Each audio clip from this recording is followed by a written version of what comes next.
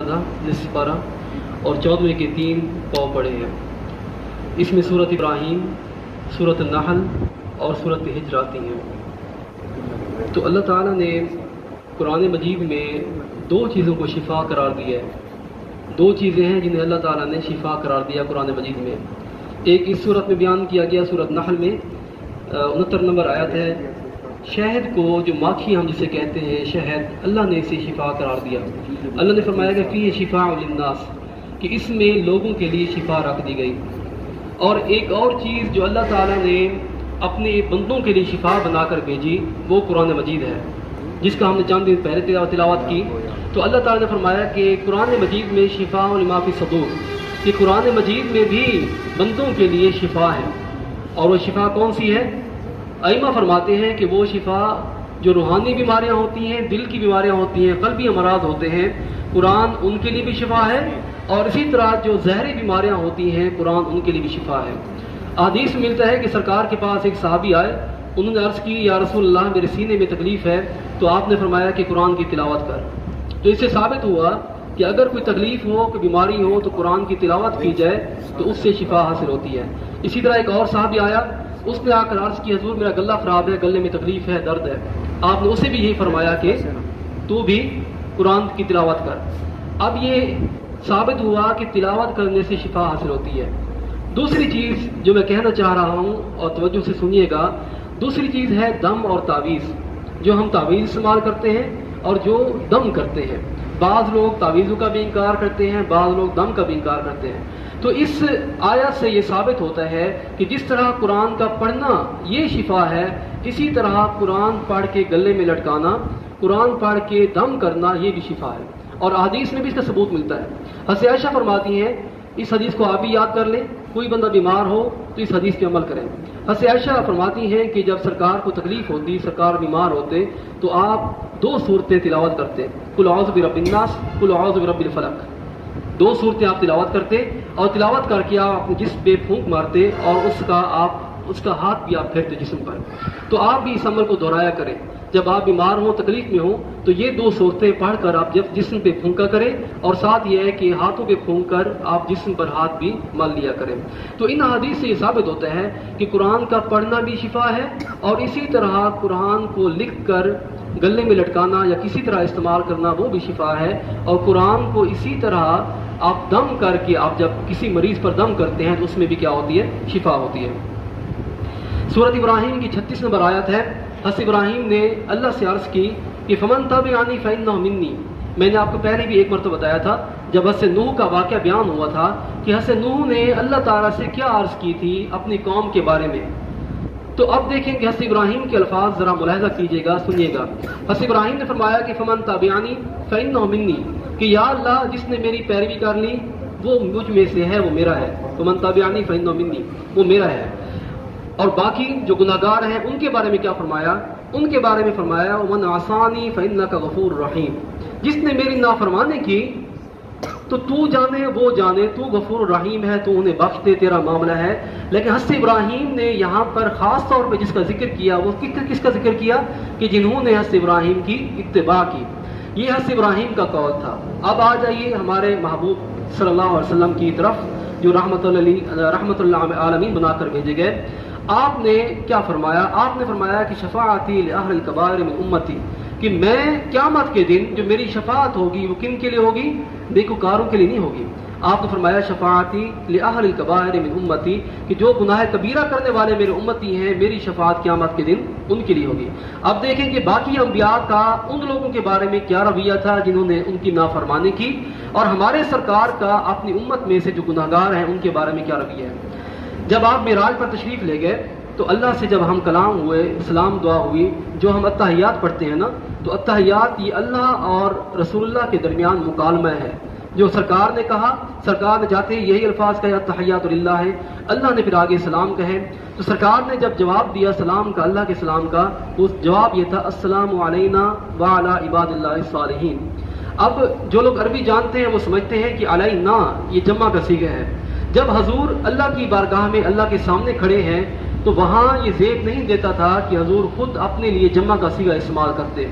تو मुफस्सिरीन फरमाते हैं, उलमा फरमाते हैं, यहाँ पर जो सरकार ने जमा का सीगा इस्तेमाल किया, आप फरमाया कि अस्सलामु अलैना, कि हम पर सलाम हो, वला इबादिल्लाहि सालिहीन, और जो अल्लाह के नेक बंदे हैं उन पर भी सलाम हो। अब उलमा फरमाते हैं यहाँ पर सरकार ने जो उम्मत के सुलहा थे, जो उम्मत के नेक लोग थे, उनको अलग कर दिया।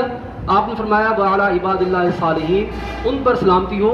तो जो अलैना था उसमें आपने फरमाया कि सरकार ने अपने बारे में नहीं कहा हम, बल्कि आपने अपनी ज़ात को शामिल किया और साथ जो उम्मत के गुनाहगार थे उनको अपने साथ मिला लिया, ताकि वो भी आपके साथ सलामती में आ जाए। तो ये हमारे आका का रवैया था।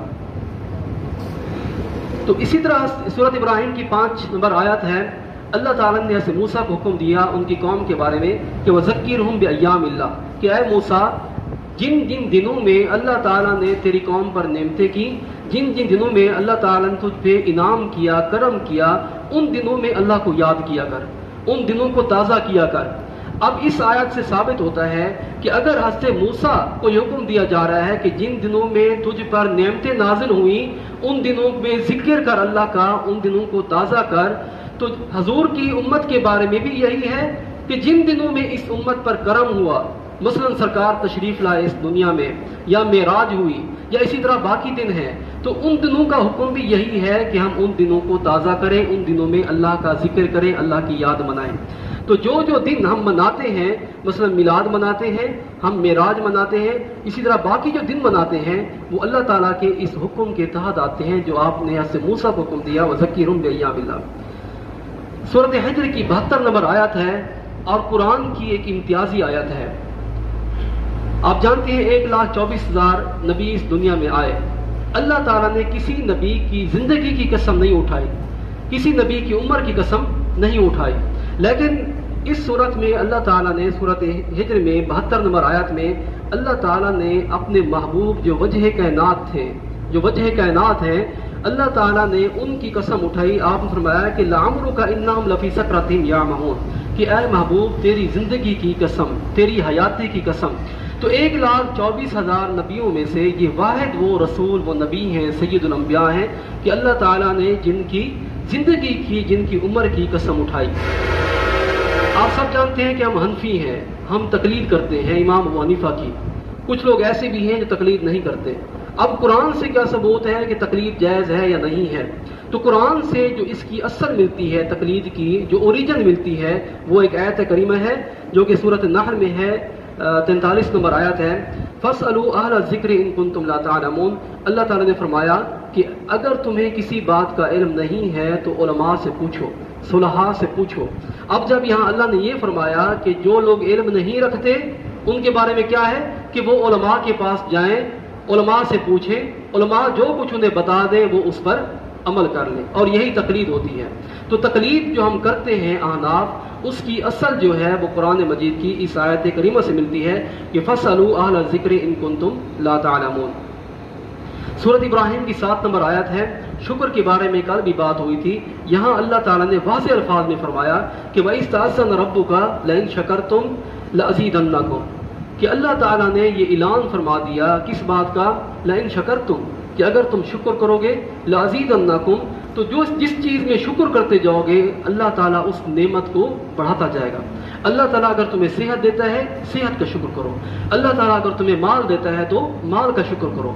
अगर अल्लाह ताला तुम्हें इल्म देता है, अल्लाह की कोई भी नेमत है, जब अल्लाह ताला वो नेमत अता करे तो अल्लाह ताला का ये वादा है, ये ताकीद के सीगे हैं, जो अरबी समझते हैं वो जानते हैं, इनमें अल्लाह ताला ने ताकीद के सीगे इस्तेमाल किए कि अगर तुम शुक्र करोगे तो अल्लाह ताला तुम्हारी नेमतों में ज़रूर इजाफा करेगा, और अगर शुक्र नहीं करोगे, अल्लाह ने फरमाया वाला इन कफर तुम, तो अगर शुक्र नहीं करोगे इस तरह नहीं कि छोड़ दिया जाएगा। अल्लाह ने फरमाया अगर शुक्र नहीं करोगे, नाफरमानी करोगे, इन्ना अज़ाबी लशदीद, तो मेरा अजाब क्या है, बहुत ही सख्त है। इस सारी जो हमने मंजिल पढ़ी, अल्लाह ताला ने बहुत सी नेमतों का जिक्र किया। अल्लाह ताला ने जो ज़मीन को, आसमान को, फिजाओं को, समंदर को मुसख्खर कर दिया, इस मंजिल में काफ़ी आयतों में अल्लाह ताला ने इस बात को बयान किया कि अल्लाह ताला ने, अब देखें समंदर कितने किलोमीटर गहरे समंदर होते हैं, समंदर की तह तक इंसान पहुंचा हुआ है, पहाड़ों की चोटियों पर इंसान पहुंचा हुआ है, खलाओं में इंसान पहुंचा हुआ है। तो अल्लाह ताला ने इन सूरतों में जो तस्खीर कर दी कायनात इंसान के लिए, اللہ تعالیٰ نے وہ بیان کیا۔ اور اللہ نے یہ بیان کیا 2 آیتوں میں، وَإِن تَعُدُّوا نِعْمَةَ اللَّهِ لَا تُحْصُوهَا، کہ اللہ نے تمہیں اتنی نعمتیں دی ہیں، اتنی نعمتیں دی ہیں، اگر تم شمار کرنے بیٹھ جاؤ تو کبھی تم اسے شمار نہیں کر سکتے۔ آپ انسانی جسم کو لے لیں کہ آپ آنکھ سے، سر سے شروع ہو جائیں، اگر ایک عضو بھی آپ کہیں کہ نہ ہو، اگر آنکھ نہ ہو، آپ دیکھیں کہ انسان کی کیا حالت ہوتی ہے۔ نہ ہونا الگ سی بات ہے، آنکھ میں تھوڑی سی تکلیف بھی ہو تو آپ سمجھ سکتے ہیں کہ کیا کیفیت ہوتی ہے۔ آپ کان کو دیکھ لیں، آپ انسان کا زبان ہے، دانت ہے، کتنی نعمتیں ہیں۔ ایک چھوٹی سی انگل آپ دیکھ لیں، انگل کا ناخن آپ دیکھ لیں، اللہ تعالیٰ نے بہت سی نعمتیں انسان کو عطا کی اور فرمایا کہ اتنی نعمتیں عطا کی کہ اگر تم انہیں شمار کرتے رہو تو کبھی بھی تم شمار نہیں کر سکتے۔ ایک آخری آیت میں بیان کروں، 97 نمبر آیت ہے سورۃ ہجر کی۔ یہ ہم جیسوں کے لیے ہے کہ جو ہم مسلم پر بیٹھ کر یہ درس و تبلیغ کرتے ہیں، اللہ کے دین کے لیے کام کرتے ہیں۔ لوگوں کے تانے بھی ملتے ہیں، لوگ کبھی پاگل کہتے ہیں، کبھی کیا کہتے ہیں، کبھی کیا کہتے ہیں۔ تو یہ طریقہ یہ نہیں کہ آج تھا، یہ طریقہ سرکار کے اپنے دور میں بھی تھا۔ جو ان کے دور کے لوگ تھے وہ بھی حضور کو بڑی باتیں کرتے تھے۔ تو اللہ تعالیٰ نے فرمایا کہ وَلَقَدْ نَعْلَمُ أَنَّكَ يَضِيقُ صَدْرُكَ بِمَا يَقُولُونَ، کہ اے محبوب ہم جانتے ہیں کہ جو کافر لوگ آپ سے بدتمیزیاں کرتے ہیں، جو گستاخیاں کرتے ہیں، جو عجیب عجیب سی باتیں کرتے ہیں، تو ہم جانتے ہیں کہ آپ کے دل کو تکلیف ہوتی ہے۔ لیکن اللہ نے فرمایا کہ کیا کریں کہ اللہ کی تسبیح بیان کریں۔ تو جب سرکار کو بھی باتیں کی جاتی تھیں تو آج بھی اگر دین کی تبلیغ میں کوئی رکاوٹیں آتی ہیں، کوئی طعن و تشنیع آتی ہے، تو حضور کی اس سنت پر عمل کرتے ہوئے ہمیں دین کے کام کو جاری رکھنا چاہیے۔ کبھی بھی ہمیں دل چھوٹا نہیں کرنا چاہیے، کبھی بھی ہمیں پریشان نہیں ہونا چاہیے کہ ہم غربت میں ہیں، ہمارے حالات خراب ہیں، یا معاشرے میں عزت نہیں ہے۔ تو سب کچھ کرنے والا وہی ہے، عزتیں دینے والا بھی وہی ہے، سب کچھ عطا کرنے والا بھی وہی ہے۔ ہمیں ہر حال میں حکم یہی ہے کہ ہم تبلیغ دین کی اس کو جاری رکھیں۔ تو اللہ تعالیٰ سے دعا ہے کہ اللہ تعالیٰ ہمیں اپنی اس پیاری کتاب کی محبت نصیب فرمائے اور اللہ تعالیٰ ہمیں اس قرآن کا فہم عطا فرمائے۔ وآخر دعوانا ان الحمد للہ رب العالمین۔ اللہم صلی علی محمد ربنا آتنا فی الدنیا حسنۃ وقنا عذاب النار۔ اللہم اجعل القرآن ربیع قلوبنا ونور صدورنا وجلاء همومنا وغمومنا۔ لا الہ